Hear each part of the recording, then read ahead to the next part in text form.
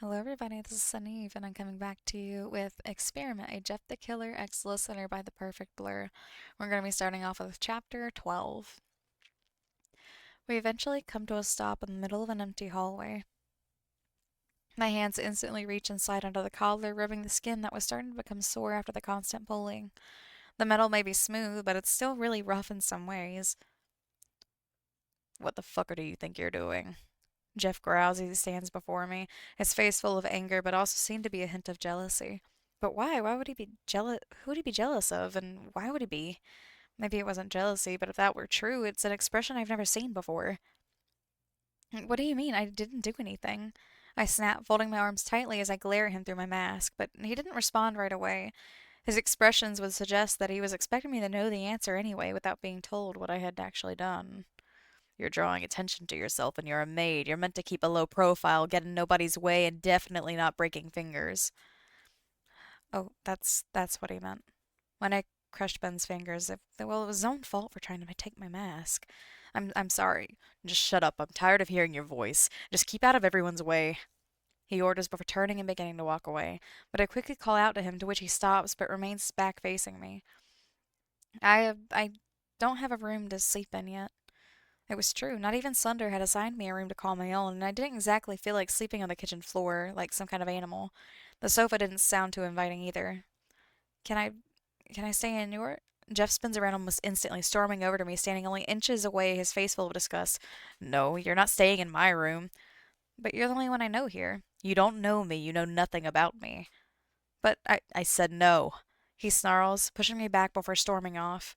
But he's still within sight when he once again stops. I could just about hear the conversation he was having with whoever it was in front of them. You're the one she followed here. She's your responsibility now. That thing is not my responsibility. I couldn't quite make out the rest, but whatever it was, it didn't sound good. But I was annoyed that whoever it was said I followed Jeff here. I didn't. I watched as Jeff rages, pacing about before yelling, pounding his fist into a wall before making his way back to me. Without saying a word, he grabs my chain and begins to pull me with him once again. We arrive at a room, to which he unlocks it and enters. Dragging me inside once in the room, he pushes me away, releasing the chain, but it tangles between my legs, causing me to trip and fall, landing with a thud on the wooden floor. You're pathetic, he grunts, shutting the door, heading to his wardrobe, opening it and pulling out a blanket and only one pillow, throwing it at me angrily. The pillow hitting me right in the head, nearly pushing off my mask, but I managed to grab it in time. You can sleep on the floor on the corner, he points, snapping his fingers in the direction at which he was talking about. So I guess I was staying in Jeff's room after all. Although how is this any better than sleeping in the kitchen? I'm still on the floor. I glanced at the window to see that it was almost pitch black, being as it was dark when I made pasta earlier, so I get comfy in the corner and try to fall asleep. Chapter 13. It was the next day, and I had woken up a lot earlier than everyone else just so I could get some work done without being bothered by the others. I did try to escape. I ran to the front door leading from the kitchen, but as soon as I opened it, Slender stood tall on the other side, loud static bellowing as his tendrils flailed madly. At a crazy speed behind him, showing his anger, so I just slammed the door and ran, continuing with my work. As the day moved on, I ended up in what appeared to be a TV room. There were two sofas, a TV, some sort of game station, and a lot of games. It was weird to think that murderers, even demons and monsters, were living just like normal everyday people. It didn't seem real. How could they be living like normal people after all the things they do on a daily basis? But then again, the things I dream of doing to my parents and those doctors and nurses for revenge, am I any better? Sighing deeply, I shake my head for the thoughts. I start to clean, polishing the sofas and moving to clean the windows, TVs, and tables, taking my time. Jeff's POV.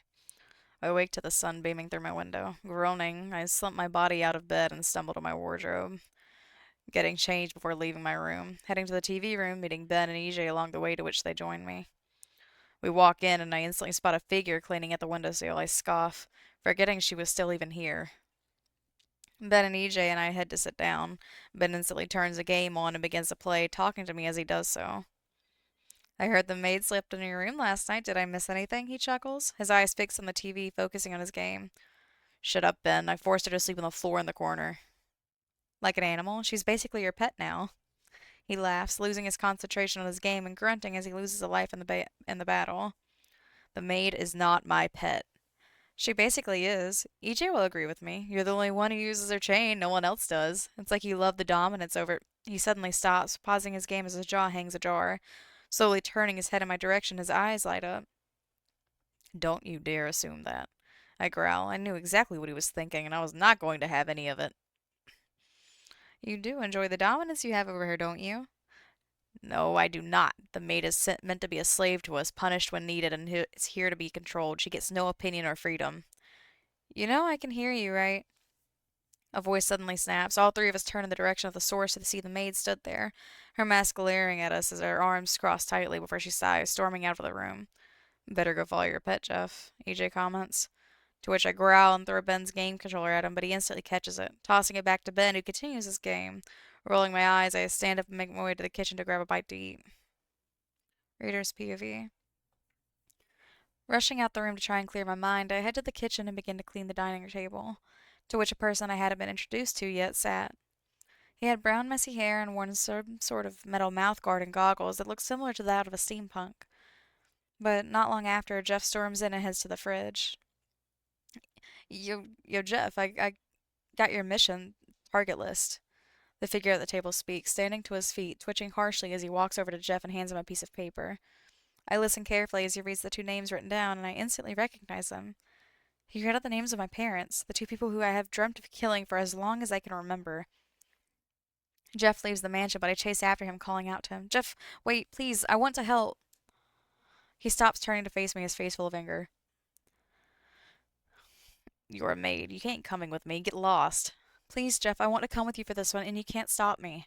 I straighten my posture, standing tall, trying to give the sign that I was not backing down. He sighs and shakes his head, turning and continuing on. I don't know what that meant, but I followed anyway.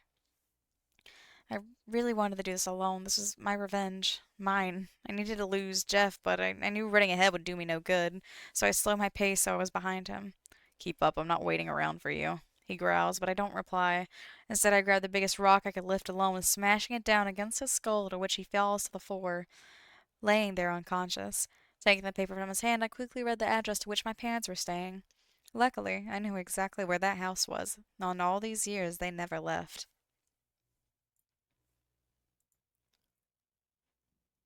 That is the last for those two chapters. That was a really short chapter. I don't know how I feel about that. Well, let me know how you guys felt about that. And I'll be back with you guys with another video for tomorrow. I would read a third one, but my throat is killing me from all the reading I've done today. I really want to do better with the Jeff voice, and I have one of my friends are trying to tell me I should work on trying to like do exercises for like lowering octaves. It is so hard. It is so hard. It's like my throat is straining. But anyways, I hope this video is okay with you guys, and I hope you guys like it. Let me know how you feel about it in the comments, and I'll see you in the next video. Bye bye!